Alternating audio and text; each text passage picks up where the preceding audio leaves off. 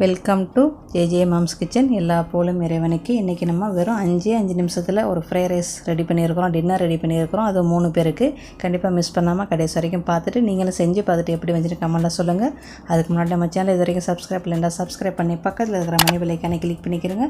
வாங்க நம்ம வீடியோவுக்கு போய் பார்ப்போம். முதல் ஸ்டெப் நம்ம இறாலும் மஷ்ரூம் போடுறதுனால இறாலை முதல்ல சுத்தம் பண்ணிவிட்டு பூண்டை இடிச்சுக்கிட்டு முதல்ல எண்ணெயில் போட்டு இது ரெண்டையும் முதல்ல நம்ம வதக்கிக்கிறணும். எண்ணெயை ஊற்றி முதல்ல பூண்டை நல்லா நச்சு வச்சுட்டு அதை போட்டு லேசாக வதக்கிட்டு இந்த இறாலை சுத்தம் பண்ணி போடுங்க. உங்கள் விருப்பம், ஒரு ஆளுக்கு எத்தனை இறால் வேணுமோ நீங்கள் அதுக்கு தக்கன போட்டுக்கிறோங்க ஃப்ரெண்ட்ஸ். பெரிய இறாலாக இருந்தால் 1 போதும், மீடியமாக இருந்தால் 2, கொஞ்சம் சிறுசாக இருந்தால் 3, உங்கள் விருப்பம். எத்தனை இறாலும் போட்டுக்கிறலாம். அப்புறம் ஒரு பிஞ்சு மஞ்சத்தூள், கொஞ்சம் உப்பு போடுங்க. உப்பு போடுறத காட்ட மறந்துட்டேன். என் வீட்டுக்காரவங்க செய்கிறாங்க. அவங்க செய்கிற ஸ்பீடுக்கு நம்மளுக்கு வீடியோலாம் எடுக்க முடியாது. கடையில் அப்படியே செஞ்சு பழகி போச்சு. அப்புறம் கேரட்டு, கேபேஜு, காளான், மஷ்ரூம், வெங்காயம், மிளகா, பயத்தங்காயா பீன்ஸாக என்ன இருக்கோ எடுத்துக்கிறோங்க. இல்லைன்னா வேறு எதுவும் வெஜ்ஜு நீங்கள் போட்டனாலும் போட்டுக்கிறோம். முக்கியமாக இது மஷ்ரூம் வேணும் நம்மளுக்கு. காளான் ஃப்ரை ரைஸ்னாலும் நம்மளுக்கு கண்டிப்பாக காளான் வேணும். ஒரு 2 முட்டையை உடச்சி ஊற்றுறாங்க. 3 முட்டையோடு நீங்கள் போடலாம். உடச்சி அந்த எண்ணெயில் ஊற்றி வதக்கிட்டு இந்த வதக்கினது குக்கர் உள்ளுக்கே போட்டாச்சு.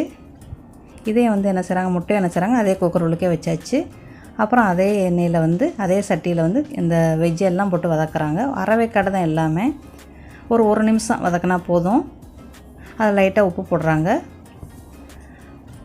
ஒரு ஸ்பூன், சின்ன ஸ்பூன் உப்பு, ஒரு சின்ன ஸ்பூனு மிளகுத்தூள்.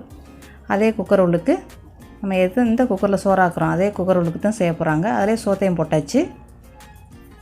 அப்புறம் அதே குக்கர் உள்ளுக்கு நம்ம வெஜ்ஜு கிண்டி வச்சுருக்குறோம்ல, அதெல்லாம் போடுங்க. போட்டு கிண்டி விட்டு ஒரு 2 நிமிஷம் அது சோறு சூடாகணும், அவ்வளோதான். அதோட நம்ம ஃப்ரை ரைஸ் ரெடி ஆகிடுச்சு. இது மத்தியானம் ஆக்கணும் சோறு.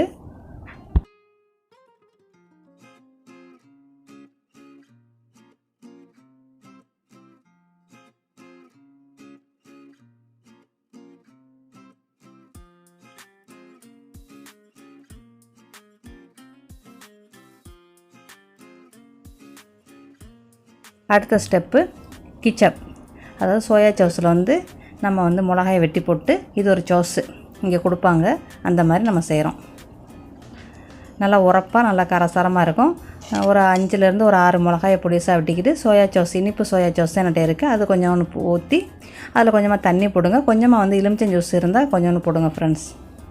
நீங்கள் கட்டியும் போடலாம், உப்பு சோயா சவுஸும் போடலாம். ஏன்னா நான் எப்போவுமே யூஸ் பண்ணுறது இனிப்பு சோயா சவுஸ் மட்டும் தான் நான் யூஸ் பண்ணுவேன். வேறு அது 2 நான் யூஸ் பண்ண மாட்டேன், எனக்கு சரியாக வராது. இந்த ஊரில் எனக்கு தெரிஞ்சு 3 சோயா சவுஸ் இருக்குது ஃப்ரெண்ட்ஸ். ஒன்று தண்ணி உப்பு கைக்கும், அப்புறம் கெட்டி, இன்னொன்று ஸ்வீட் சோயா சவுஸ். நான் ரொம்ப காலமாகவே இந்த ஸ்வீட் சோயா சவுஸ் மட்டும் தான் யூஸ் பண்ணுறேன். அது 2ம் பண்ணுறதில்ல, எனக்கு அது சரியாக வரலை. அப்புறம் வெள்ளரியை வெட்டி வச்சுக்கிறேங்க.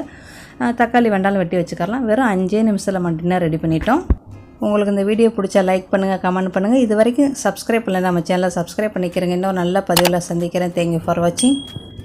Hi guys, thank you for watching JJ Mom's Kitchen. Bye, see you soon.